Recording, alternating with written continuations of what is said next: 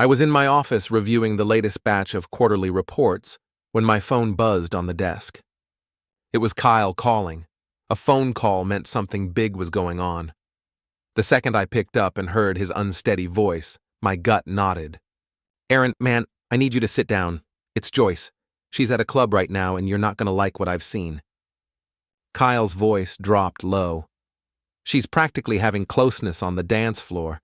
She's grinding all over some guy, and it's not just some rando. It's Zachary, your old buddy Zach. They were making out right in front of everyone." My pulse hammered. Zachary, her ex from college. Zachary? And she's in public? Are you sure? "I'm sure. Paul's there too. And Linda.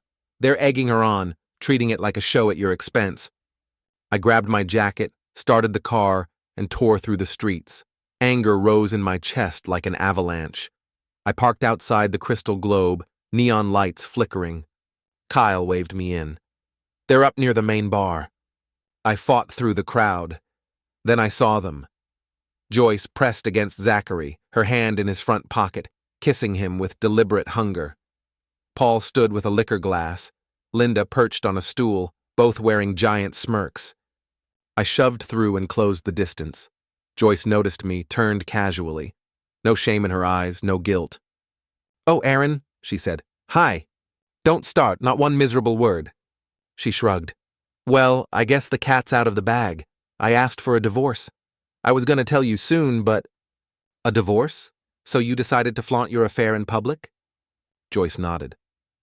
"I wanted you to see that Zach's back in my life, that I love him, and I'm done faking it with you." Paul stepped forward, sneering. "You've been ignoring Joyce's needs for months, man."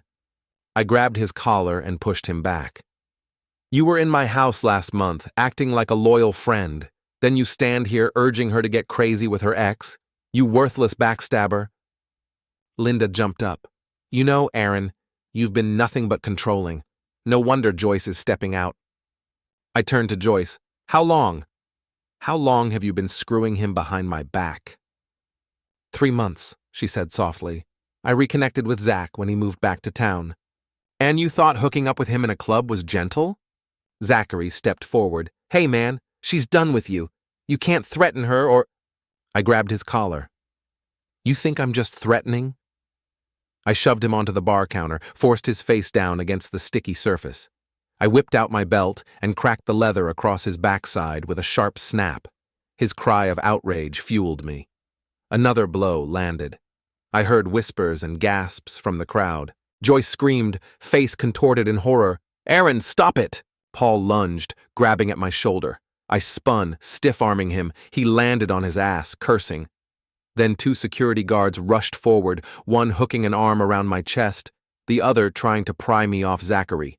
I gave one last strike with the belt, feeling the satisfying recoil, before they overpowered me. The entire club was staring, phones filming. Lights strobed across the bartender's terrified face. "That's enough, buddy. You're out of here." The bigger guard, breathing hard, hissed in my ear. "That's enough, buddy. You're out of here." I wrenched free, not resisting further. Zachary stood up, humiliated, scanning the bar with flushed cheeks. He touched the red streak on his face from being pressed down. He looked at me, seething. "You're insane." I laughed bitterly. "Go on. Call the cops. I'll countersue for alienation of affection. Then watch how your name gets dragged through the mud. I'll bury you in a lawsuit. Don't even think I won't." His mouth moved, but no words came out. He was stunned, maybe half fearing I was serious, and I was. The humiliation in his eyes was satisfying. The club's security men half escorted, half threw me toward the exit. "Don't come back!" one guard yelled. Outside, Kyle hurried over, looking wide-eyed and on edge. Jesus, Aaron, that was intense. I scratched the back of my neck. My shirt was askew from the scuffle. "He had that coming. He's lucky I didn't do worse." Kyle gave a reluctant nod. "Let's get you out of here before they decide to file charges." I dialed Douglas Lima, my lawyer. He listened calmly as I laid out the situation, from her sneaking around to tonight's humiliating display. He let out a low whistle. Aaron, you've got a lot of anger built up. Not that I blame you, but let's handle this right. We'll ruin her on paper, not in the street. That means house, business, money. Let me guess. You bought your house before the marriage, right? Yes. Then that's separate property. She can't touch it unless you made some mistake with joint ownership. I let out a harsh laugh. Never. Title's in my name. He exhaled in satisfaction. Next, your business. Also in your name? It's complicated. Officially, it's my father's corporation. Verbal agreement that I'd take over. But on paper, I'm a low-salary manager, so she can't stake a claim on that either. Very smart. Expect she'll try for alimony, though. That's not all. I froze our joint accounts earlier this evening. Cleaned them out. She's not getting a dime. Douglas gave a short chuckle. You're not playing around. Just keep your nose clean, don't get arrested. Let me handle everything else. When I got home, I yanked a photo of Joyce and me from the mantel and hurled it in the garbage. Then I called Jacob, a Marine buddy. Jacob, I need you and the guys to move Joyce's stuff out tonight. I want it gone. We'll be there in half an hour. Jacob arrived with 3 ex-Marines. Pack it, box it, toss it to the porch. If you feel like leaving a mark, I won't stop you. They got to work methodically. Designer shoes were trampled under heavy boots. Jose found her wedding dress and soaked it with beer, spit on it, then urinated on it while the others laughed. 2 hours later, my doorbell rang. Joyce's mother, Victoria, stood on my porch with Paul and Linda behind her. I pointed at Paul and Linda. Those boxes belong to Joyce. Load them in your car. I ushered Victoria inside. She sat down, shoulders drooping. Aaron, I'm not here to justify what Joyce did. She was completely out of line. But she's planning to keep seeing Zachary. She wants a divorce. She always had complaints, but she never mentioned them. If she was unhappy, she could have come to me, asked for therapy, or parted civilly. She didn't. She slammed me behind my back. Victoria's face twisted with regret. I know. I won't defend that. But as her mother, I'm afraid. If you proceed with this scorched earth approach, none of us will come out unscathed. I laughed, short and harsh. So you want me to make it easy for her? She shook her head. I want you to calm down enough to see reason. If she's truly done with you, let her go. Don't destroy her over it. An unexpected rage flared in my chest. She already destroyed me. 5 years of marriage, trashed. She humiliated me in front of half the town. You really think I care anymore who gets hurt? Victoria's eyes flickered with tears. She suddenly slid down, kneeling in front of me. My breath caught. I'd never seen this proud woman on her knees for anything. Please, she begged, voice trembling.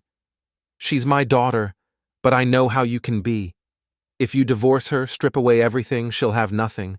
She might move back home with me, but that'll crush her spirit. I'm scared she'll do something desperate. I stared at Victoria's pleading face. My resentment was so strong that empathy felt almost non-existent. You're telling me to keep her from hitting rock bottom? She did it to herself. I'm telling you not to make it even worse. Please don't ruin her life entirely. Then she glanced up through watery eyes. Joyce is pregnant. An electric jolt went up my spine. Pregnant? That's impossible. My voice came out in a near growl. She never said anything to me. Victoria nodded miserably. She only found out a few days ago. She didn't know how to tell you, especially after Zach came back into the picture. She was flustered. Maybe it's Zach's baby. Maybe it's yours. My chest tightened. Anger returned in a tidal wave. She can't even be sure who the father is, can she? Victoria swallowed. We'll have to do a DNA test eventually, but for now, please, Aaron, don't finalize the divorce just yet. Let's see if it's your child. A swirl of thoughts hammered my brain. The baby could be Zach's, or mine. The mother of my potential child just intentionally publicly humiliated me. My stomach twisted with disgust, but for a fleeting second, the fatherly instinct that I never knew I had flickered. Then I shoved it aside. The hurt ran deeper. Tell her I'll let the lawyers handle it. If there's a baby that's actually mine, I'll do what's legal. but I'm not backing down from divorcing her. And if the child Zach's, let him pay child support.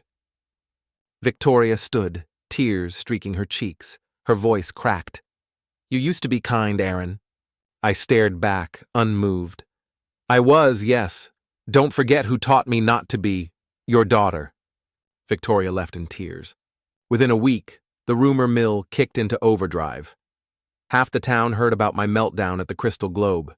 Some folks said I'd nearly ended Zach, while others considered it a heroic stand for a wronged husband.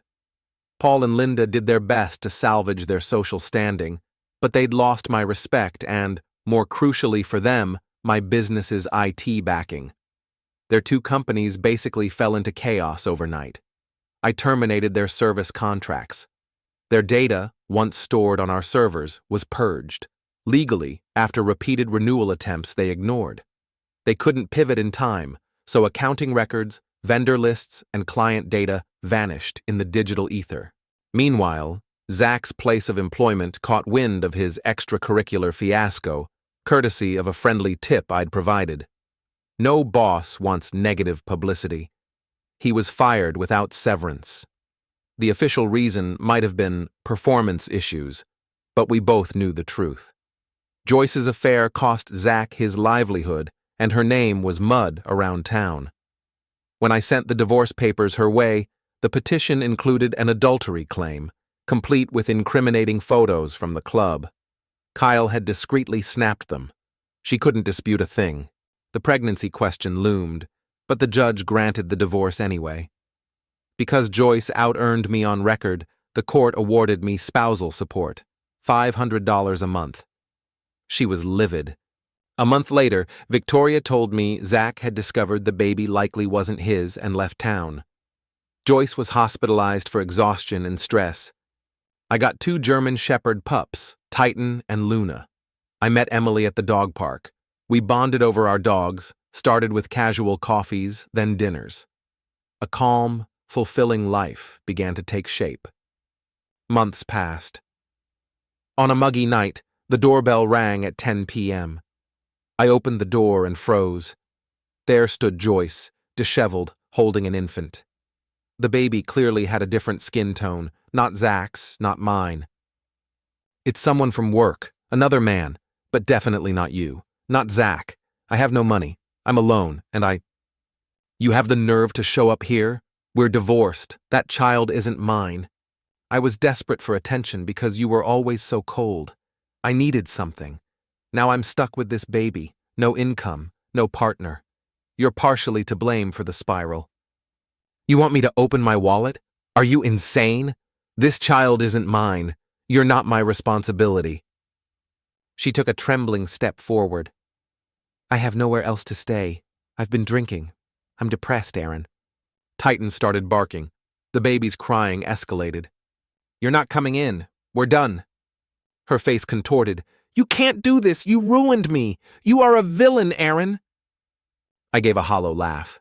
Yes, maybe I am. But you're the one who asked for a divorce while groping your ex in a nightclub. With a swift motion, I stepped back and slammed the door in her face. I stood there for a moment, heart pounding, as I heard muffled crying through the door. That chapter was closed.